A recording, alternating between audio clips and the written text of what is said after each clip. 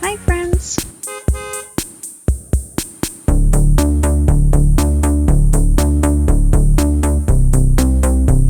Saint-Augustin-de-Desmaures is a charming city in central Quebec. Nestled on the banks of the beautiful St. Lawrence River and next to Quebec City, this place is rich in history and natural beauty.